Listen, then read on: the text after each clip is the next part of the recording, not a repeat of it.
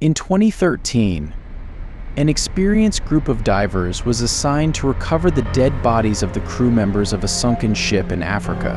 After 2.5 days under the sea, the authorities have already called the families of the crew, because who would have thought that anyone would survive the tragic fate of the ship and its crew? But as they were taking the corpses from the overturned ship, they heard a crash inside it and were surprised to confirm that it was a living person. How did he survive? And what role did a bottle of Coke play in him surviving that long at the bottom of the ocean? This is the amazing story of Harrison O'Kenny.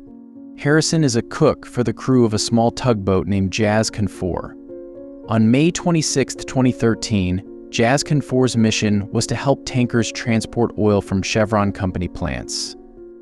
This mission is not new for Harrison and his 11 crew members. In fact, sea life and transporting crude oil are just another routine task for them. As the saying goes, it's just another day at work. But the thought of Harrison's boring day at work turns out to be a nightmare he will never forget. Sunken 4 will be monitored constantly operating in the South Atlantic Ocean near the coast of Nigeria. At first glance, his job seems easy. He is the cook of his colleagues. But if you're a ship's crew, the scope of work doesn't end with just what you're told. You also need to consider the welfare of all your companions who will be with you for long periods of time in the unstable and unpredictable conditions of the ocean. And for Harrison, that's just one of the things he has to worry about every day. Apart from the natural dangers of the ocean, the weight of their cargo is also great, because the oil they are carrying is flammable. Just one wrong move can set them ablaze with the life of their ship. Not only that, because the area is notorious for pirates, the crew of Sunken 4 never lost sight of the fact that at any time they could be attacked in areas near Indonesia, Malaysia, and Nigeria. And because Harrison's group knew that pirate attacks were rampant in their area of operation. One of the protocols that Sunken 4 must follow is to lock the rooms when they sleep at night. And at the same time as Harrison locked his door in his own room, heavy rain poured down and big and strong waves hit them. For experienced crews like Harrison, the constant waves were not enough of a reason to keep them from sleeping. But unbeknownst to Harrison, that was the last sleep of his colleagues. As part of his routine, Harrison always rises before his peers. Even before 4 o'clock in the morning, he goes to the kitchen to prepare food for his staff. Harrison was still not in the mood that day. Harrison first went to CR to wash up and get dressed as he sat and thought about what he was going to serve that day. A massive wave hit the side of Sunken 4, causing Harrison's world to literally spin. Before he could react to the incident, he immediately noticed that the water inside the ship was rising rapidly, not good news for him in the morning. As the water inside rises rapidly, the ship quickly capsizes. The reason for Harrison to be disoriented or dizzy is that he tries to open the doors of his colleagues, but there is a protocol. Even if he used all his strength, he could not open even a door to save at least one of his colleagues. Rushed into the event, Harrison didn't have enough time to plan. While sinking the Sunken 4, which is 48 kilometers from the nearest beach in Nigeria, Harrison had no other thought but to find a place to run.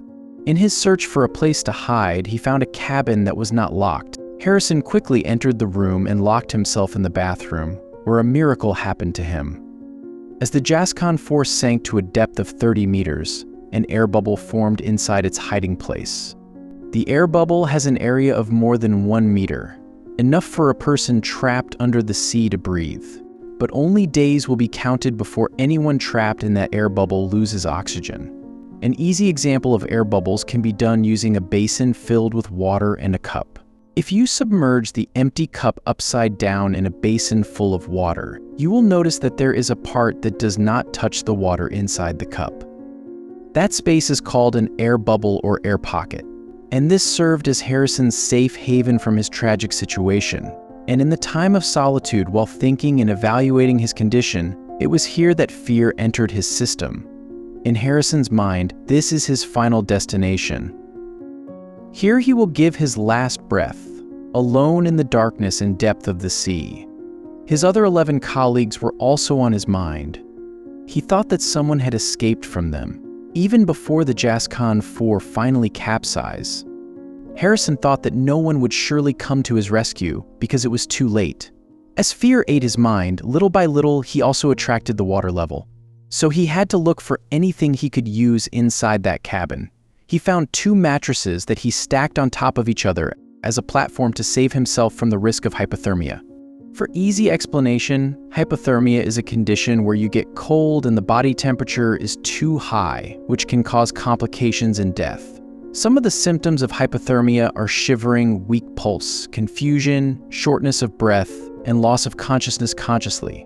For now, Harrison is still safe from said symptoms, but it was only a matter of time before his good fortune seemed to run out one by one. In addition to this, the issue of food seems to be a joke of fate to him. In the times before Jascon 4 sank, food was not an issue for the crew, especially for him. But now that the sea has literally swallowed all their supplies and equipment, it seems like a joke to hear that a former chef has nothing to eat, and with his strong and frequent stomach growling, an unopened bottle of Coke is floating near him. And this is the only thing he can eat while imprisoned under the sea. Just like the different things that float in the water, there are many things that float in his mind as long as he waits. His chances of being rescued and alive were getting smaller and smaller, because even though he had been saved by the air pocket inside the cabin he was in for several hours, more and more carbon dioxide is accumulating in that area, and it's only a matter of time until he loses enough oxygen to cause suffocation, because he was only wearing the underwear he used for sleeping. Harrison was shivering from the cold. After more than 24 hours of immersion under the vast and deep waters of the Atlantic Ocean, cold and hunger were just 2 of the many things he thought about. Fortunately, just because of Coke's sugar and its water content, Harrison gets some energy from the only thing that saves him from eventually becoming weak and dehydrated. Besides those, he hears sounds that seem to be the movement of fish inside Jascon 4. Moments later, he hears loud bangs from outside the ship. It seems like a warning of death that it was only a few hours and he would open the door and pick up Harrison. The poor man also thinks that the corpses of his colleagues may have been just feasting seas. And even though it's sad and disgusting to think about, he might be the next one to become those snacks.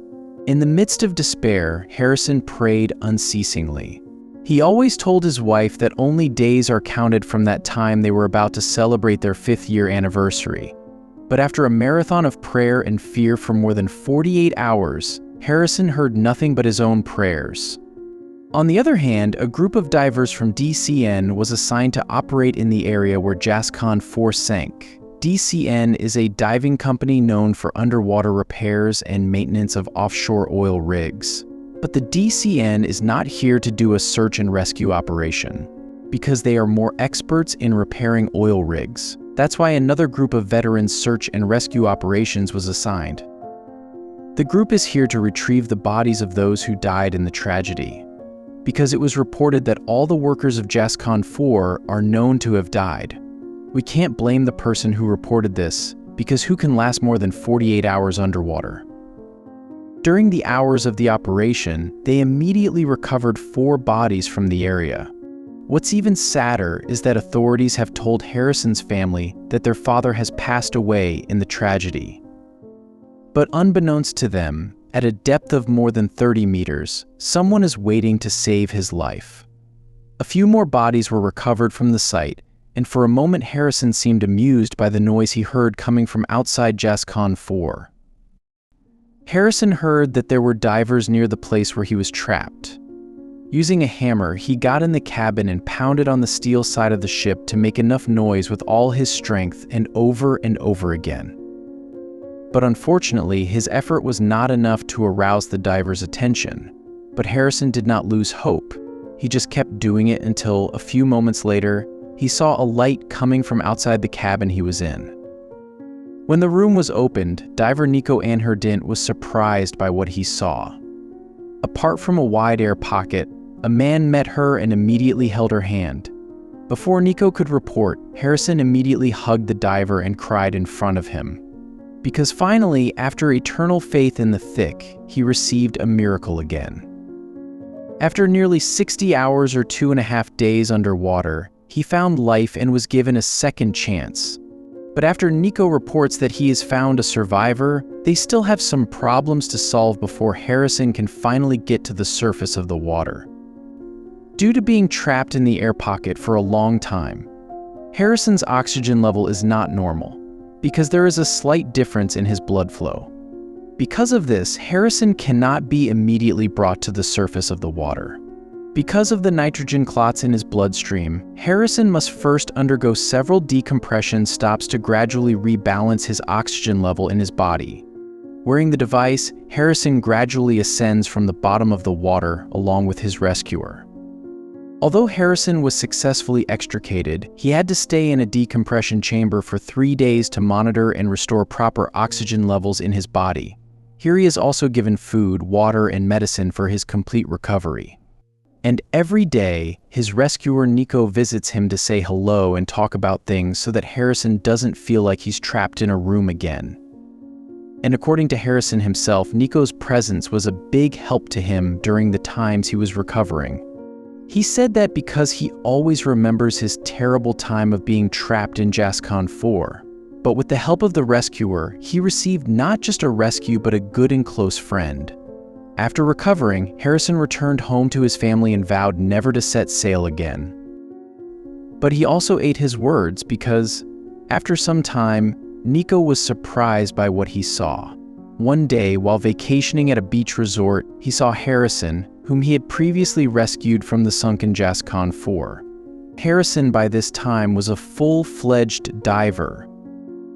He is a certified IMCA, or International Marine Contractors Association Class 2 diver. And if he used to be alone and afraid of the depth and darkness of water at a depth of 30 meters, he now enjoys diving alone to appreciate the beauty of the sea at a depth of 150 meters. The former rescuer is now rescuing people in need in the South Atlantic Ocean. The former cook is a rescue diver who helps those in need like him. Harrison's experience has only proved that as long as there is life, there is hope, and when you trust God, there will always be a miracle in your life, even when you are about to give up.